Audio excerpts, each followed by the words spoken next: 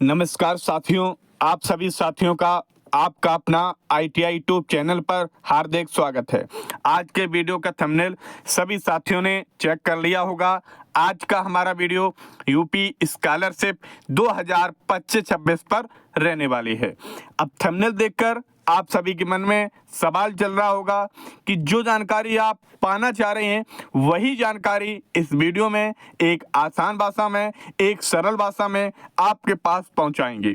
Thumbnail में लिखा हुआ है पैसा कब आएगा, फर्स्ट इंस्टॉलमेंट कब आएगा, सेकंड इंस्टॉलमेंट कब आएगा, मुख्यमंत्री पोर्टल पर शिकायतों का नहीं हो रहा हल। बहुत ही बड़ी अपडेट है। लगातार छात्र इंतजार कर रहे हैं फर्स्ट इंस्टॉलमेंट का, सेकंड इंस्टॉलमेंट का, लेकिन पैसा आने की जो उम्मीद है वो दूर दूर तक दिखाई नहीं दे रही है। तो हम आपको इस वीडियो में एक सटीक जानकारी बताएंगे जो कल अधिकारियों के माध्यम से, व्हाट्सएप ग्रुप के माध्यम से हमें प्राप्त हुई है। वही जानकारी आपके साथ साझा करेंगे। आप सभी को पता होगा, आपका अपना ITI यूट्यूब चैनल पर आपको हमेशा सटीक जानकारी मिलती है। हमारा ये मोटिव नहीं रहता व्यू और वॉच टाइम के चक्कर में पर डे 1-2 वीडियो अपलोड करें। वीडियो भले ही 3 दिन बाद या 4 दिन बाद अपलोड हो, लेकिन एक सटीक जानकारी के साथ अपलोड हो, जिससे कि जो नए साथी हैं या जो पुराने साथी हैं, जो जागरूकता, जो विश्वास हमारे साथ बनाए रखे हैं, उनका विश्वास हम लगातार बनाए रखें, जिससे कि वो अन्य नए व्यक्तियों को हमारे यूट्यूब चैनल से जुड़वाएं।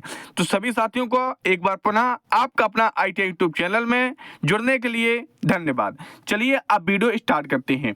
तो वीडियो में सबसे पहले हमारा पॉइंट रहने वाला है कि जो हमारा पैसा आने वाला है, पैसा में आपका सत्र 2025-26 का हमारा जो पैसा है वो हमारा आने वाला है। अब काफी यूट्यूब चैनल वाले आपको ये भी बता रहे हैं कि सत्र 2024-25 का भी जो पैसा है वो ट्रांसफर किया जा रहा है, लेकिन हम आपको बताना चाह रहे हैं जब तक सरकार लिखित में कोई अपना प्रारूप नहीं देगी, लिखित में कोई लेटर नहीं देगी, तब तक उस बात को हम नहीं समझ सकते हैं। अब बात लिखित और प्रारूप की हुई तो आपको पता होगा 15 मई के डेट का एडवर्टाइजमेंट विभाग द्वारा किया गया था, लेकिन जो पैसा है वो ट्रांसफर नहीं किया गया। तो अब आप समझ सकते हैं कि यूपी स्कॉलरशिप विभाग अपनी दी गई डेट में भी जो पैसा है वो ट्रांसफर नहीं कर पाता है।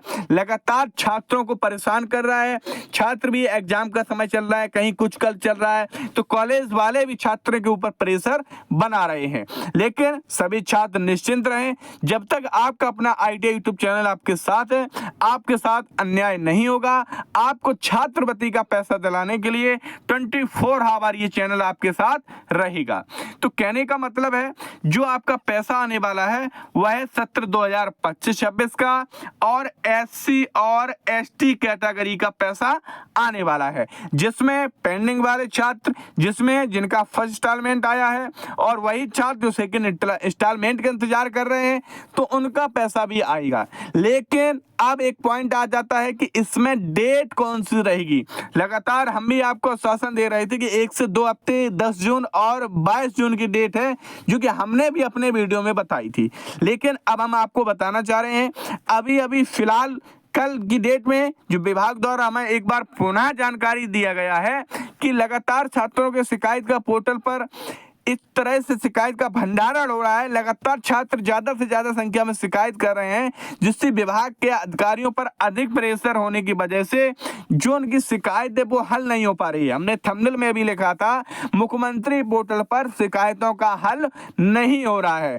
तो अब आप लोग समझ सकते हैं, इतनी शिकायत आप लोगों की एकजुटता की वजह से की गई है कि सरकार भी शिकायत को धीमे धीमे हल कर रही है। तो कहीं ना कहीं इससे आपका एक प्लस पॉइंट आपके पास आ जाता है।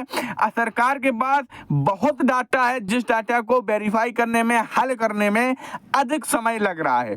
तो आप लोग, हमने बोला था निश्चिंत रहें। जो जनरल OBC माइनॉरिटी, उम्मीद छोड़ दीजिए, यूट्यूब चैनलों के बहकावे में मत आइए। जनरल OBC माइनॉरिटी वाले स्टूडेंट अब भगवान भरोसे अपनी यूपी स्कॉलरशिप को समझें।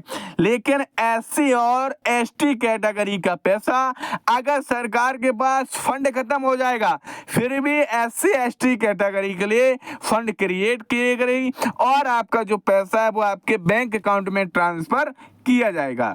अब काफ़ी कैंडिडेट हैं जो कि आरटीआई लगाना चाह रहे हैं, तो आरटीआई लगने का एक समय सीमा होती है, लगभग 1 महीने का समय होता है। अगर आप आरटीआई में व्यस्त बने रहेंगे तो नया सेशन स्टार्ट हो जाएगा और आपका आरटीआई का जवाब आपके पास नहीं आ पाएगा। अगर आप लगाना चाहें तो लगा दें, कोई दिक्कत नहीं है। आरटीआई आप ऑनलाइन गूगल पर जाकर आरटीआई टाइप करेंगे, पहले लिंक पर क्लिक करेंगे, वहां पर अपना एक विभाग है जो यूपी स्कॉलरशिप का, वहां पर आप सिलेक्ट कर लेंगे। ट्रिपल एफआर करके काफ़ी जो विभाग हैं वो आते हैं, सिलेक्ट कर लेंगे और वहां पर आप एक लेटर अपलोड करेंगे। इसके साथ 10 रुपए का एक ऑनलाइन पेमेंट होगा और आपकी आरटीआई फिल हो जाएगी। तो लगातार छात्र ये जो शिकायत कंप्लेंट पोर्टल है इनका आप यूज करें। शिकायत आरटीआई भी लगा सकते हैं। एक पीजी पोर्टल होता है प्रधानमंत्री ऑफिस का, उस पर भी आप शिकायत कर सकते हैं। सीएम हेल्पलाइन पर तो आप लगातार शिकायत कर रहे हैं, लेकिन जो हल है वो आपको नहीं मिल पा रहा है।